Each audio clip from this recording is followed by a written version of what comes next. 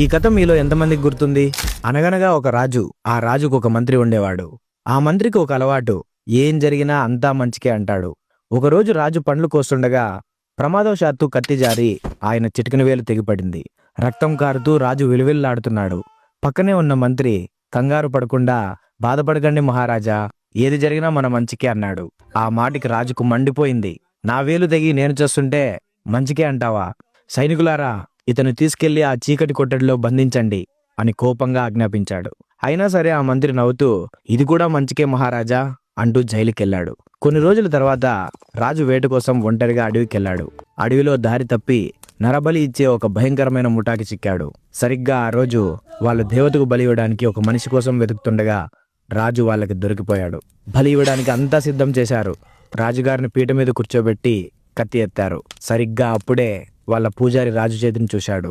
ఆ పూజారి, ఆగండి, ఇతని చిటికెన వేలు లేదు, శరీర లోపం ఉన్న వాళ్ళు బలికి పనికిరారు, ఇతని వదిలేయండి అని అరిచాడు.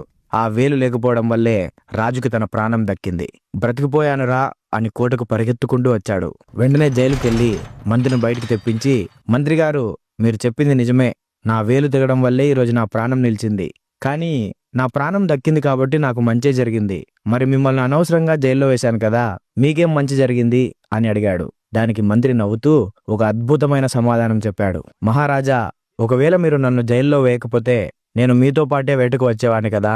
మీకు వేలు లేదు కాబట్టి మిమ్మల్ని వదిలేశారు. కానీ నేను సంపూర్ణంగా ఉన్నాను కదా, మిమ్మల్ని వదిలేసి నన్ను బలి ఇచ్చేవాళ్ళు కదా. నన్ను జైల్లో వేయడం వల్లే నా ప్రాణం కూడా దక్కింది. అందుకే అన్నాను ప్రభు, ఏది జరిగినా మన మంచికే అని చేతులు జోడించి చెప్పాడు. చూశారు కదా, కొన్నిసార్లు దేవుడు మనకు చిన్న చిన్న కష్టాలు ఇస్తాడు. అవి మనల్ని పెద్ద ప్రమాదాల నుండి కాపాడడానికి అని గుర్తుంచుకోండి. ఈ రోజు మీకు ఏదైనా కష్టం వచ్చిందంటే అది రేపటి విజయానికి పునాది కావచ్చు. నమ్మకంతో ముందడుగు వేయండి. ఈ కథ మీకు నచ్చితే, మీకు కూడా అంతా మంచికే అని నమ్మకం ఉంటే దయచేసి ఈ వీడియోని లైక్ చేసి కామెంట్ బాక్స్ లో ఆల్ ఈస్ వెల్ అని కామెంట్ చేయండి. అండ్ మీ చిన్ననాటి ఫ్రెండ్స్ కి ఈ వీడియోని షేర్ చేయండి.